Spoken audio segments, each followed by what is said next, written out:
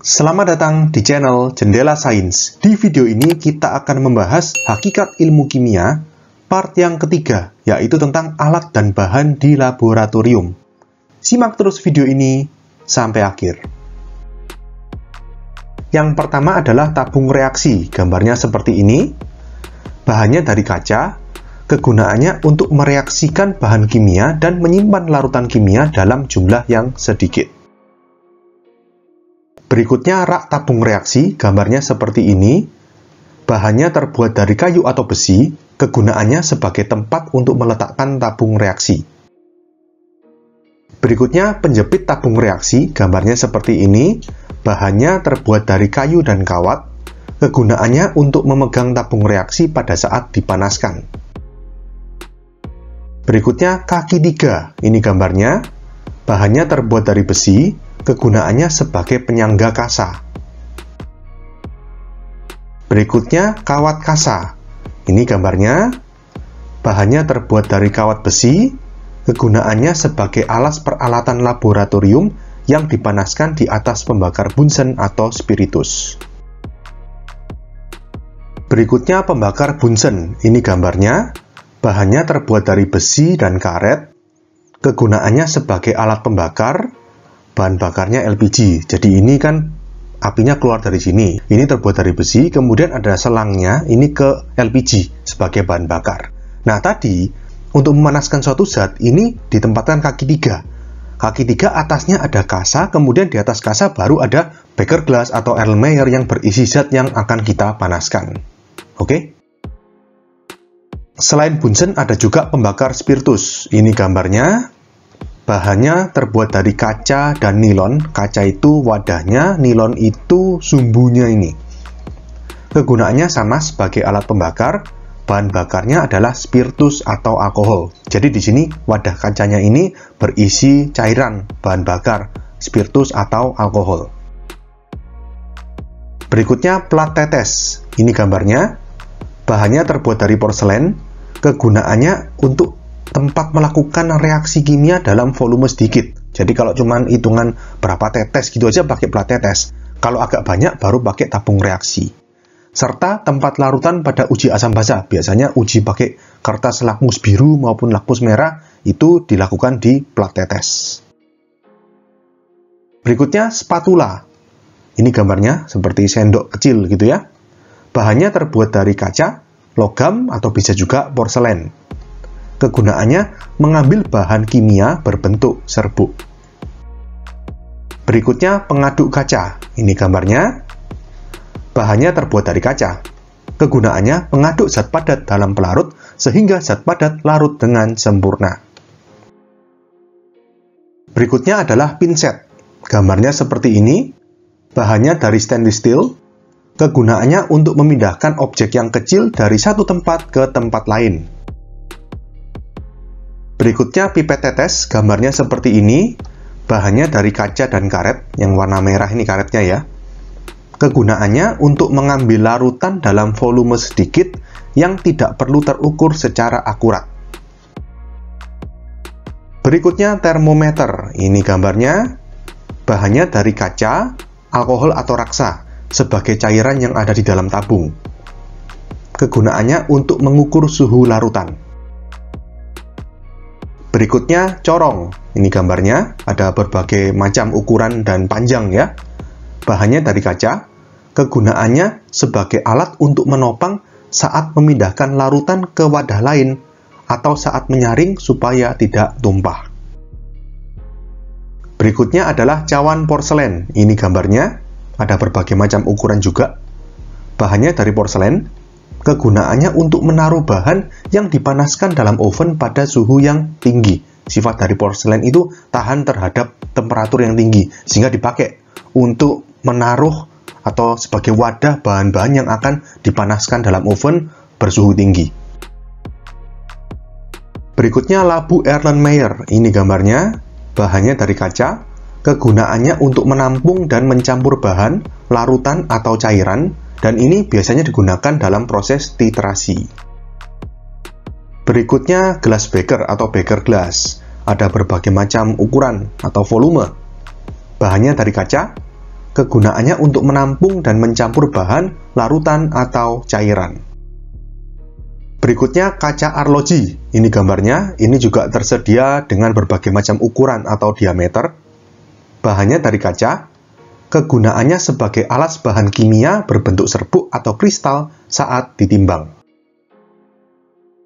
Berikutnya adalah neraca atau timbangan analitik. Ini gambarnya, bahannya dari baja atau besi dan plastik, kegunaannya untuk menimbang zat dalam bentuk padatan.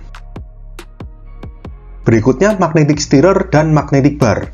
Ini gambar alatnya, ini magnetic stirrer, ini magnetic bar. Yang warna putih ini yang seperti batang atau kapsul ini. Bahannya dari besi dan magnet, kegunaannya untuk pemanas dan pengaduk otomatis. Jadi ceritanya, zat yang mau kita panaskan dan kita aduk itu ditaruh di beaker glass. Beaker glassnya ditaruh di atas ini. Kemudian dimasukkan magnetic bar, satu aja, sebuah magnetic bar. Terus ini ada dua tombol. Tombol pertama ini steering untuk mengaduk. Jadi bisa diatur kecepatan berputarnya magnetic bar. Magnetic bar bisa berputar karena dia ada gaya magnet dengan besi atau magnet yang di bawah ini. Sehingga bisa berputar. Kecepatannya bisa diatur. Kemudian tombol yang kanan ini heating. Jadi bisa sekaligus untuk memanaskan. Bisa diatur juga tingkat panas atau suhunya berapa. Oke? Berikutnya lumpang atau mortar dan alu atau stamper. Ini gambarnya, yang wadah seperti mangkok ini adalah lumpang atau mortar, sedangkan ini itu adalah alu atau stamper. Bahannya dari porselen, kegunaannya untuk menggerus dan menghaluskan bahan kimia padat. Berikutnya gelas ukur. Ini gambarnya, ada berbagai macam ukuran atau volume.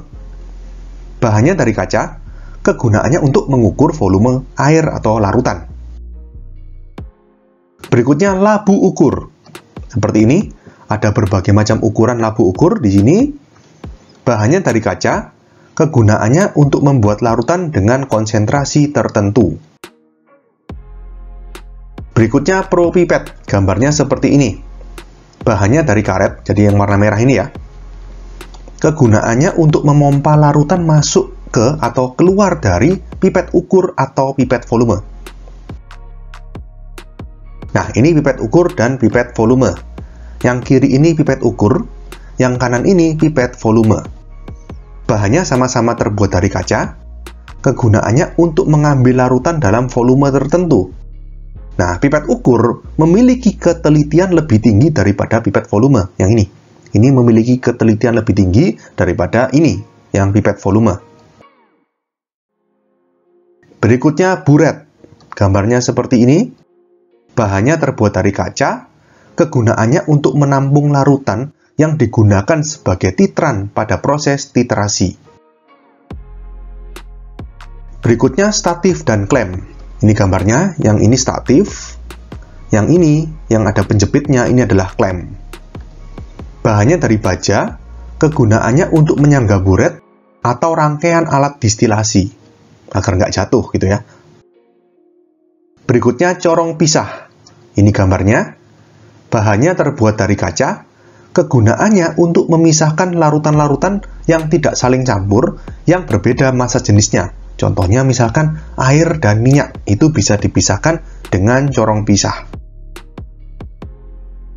Berikutnya lemari asam.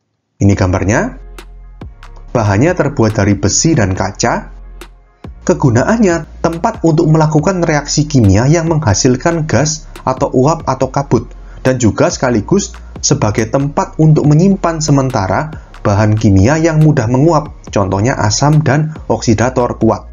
Jadi untuk asam dan oksidator kuat tidak boleh disimpan sembarangan, tidak boleh disimpan di udara bebas, harus di dalam lemari asam, karena sifatnya yang beracun. Jadi kalau misalkan dia menguap, uapnya terhirup, maka bisa mengakibatkan keracunan.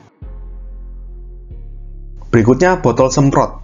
Ini gambarnya, bahannya dari plastik, kegunaannya sebagai tempat untuk menyimpan larutan atau zat cair, mencuci, menyemprot, dan menambah aqueous dalam jumlah sedikit, membilas bahan-bahan yang tidak larut dalam air, serta menetralkan peralatan-peralatan yang akan digunakan.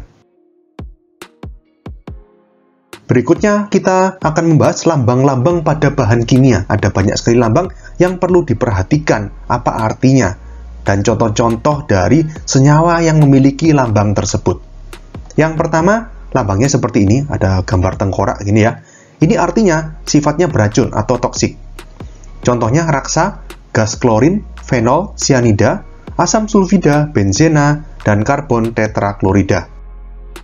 Berikutnya lambangnya seperti ini sifatnya mudah meledak atau eksplosif. Contohnya amonium nitrat, nitroselulosa, dan amonium dikromat. Berikutnya lambangnya seperti ini, lambang api ya. Ini sifatnya mudah terbakar atau flammable. Contohnya diethil ether, alkohol, keton, gas etana. Berikutnya lambangnya seperti ini, api juga tapi ada lingkarannya di tengah. Ini sifatnya pengoksidasi atau oxidizing. Contohnya kalium dikromat, hidrogen peroksida, kalium permanganat. Berikutnya lambangnya seperti ini, seperti silang terus ada I-nya. Ini sifatnya menyebabkan iritasi atau iritan. Contohnya amoniak dan belerang dioksida. Berikutnya sama seperti tadi, bentuknya kayak silang tapi ini ada huruf N. Ini sifatnya berbahaya atau harmful. Contohnya kloroform. Kemudian kalau lambang seperti ini artinya sifatnya korosif. Contohnya asam nitrit, asam klorida, dan asam sulfat. Berikutnya kalau lambangnya seperti ini sifatnya membahayakan lingkungan, nature polluting. Contohnya perak nitrat, raksa 2 klorida. Berikutnya kalau lambangnya seperti ini artinya sifatnya karsinogen atau memicu kanker. Contohnya benzena. Dan yang terakhir lambang ini nggak asing ya, ini adalah lambang dari radioaktif. Sifatnya radioaktif, contohnya uranium, plutonium, thorium, aktinium. Berikutnya bahan kimia dengan penyimpanan khusus. Sedikitnya ada 3 jenis bahan kimia yang tidak boleh disimpan sembarangan. Harus ada tempat atau perlakuan khusus. Yang pertama adalah bahan kimia yang sifatnya higroskopis atau menyerap air dan kelembaban. Contohnya adalah kalsium klorida. Bahan kimia yang higroskopis itu harus disimpan di dalam desikator. Desikator itu gambarnya seperti ini, jadi bentuknya seperti toples, tertutup rapat, dan di dalamnya terdapat zat-zat pengering yang menyebabkan kelembaban udara di dalam desikator ini sangat rendah jika dibandingkan dengan kelembaban di udara luar. Nah, zat-zat yang higroskopis nggak boleh disimpan di udara luar, karena dia bisa menyerap air atau kelembaban dari udara. Harus dimasukkan ke dalam sini, dimasukkan ke dalam desikator, untuk mencegah zat tersebut menyerap air sehingga nggak stabil atau berubah wujud, berubah warna, dan sebagainya. Berikutnya yang kedua adalah bahan kimia yang bereaksi atau rusak oleh cahaya matahari. Contohnya kalium permanganat. Ini harus disimpan di dalam botol yang warnanya coklat seperti ini. Nggak boleh dimasukkan di dalam botol bening, karena dia bisa bereaksi atau rusak atau bisa berubah menjadi senyawa lain jika terkena cahaya matahari. Oke? Yang ketiga, bahan kimia yang sifatnya korosif. Contohnya asam sulfat pekat. Ini harus disimpan di dalam lemari asam. Oke, sekian untuk video kali ini. Untuk melihat playlist lengkap dari bab ini, bisa kalian klik thumbnail playlist yang ada di sebelah kanan atas ini.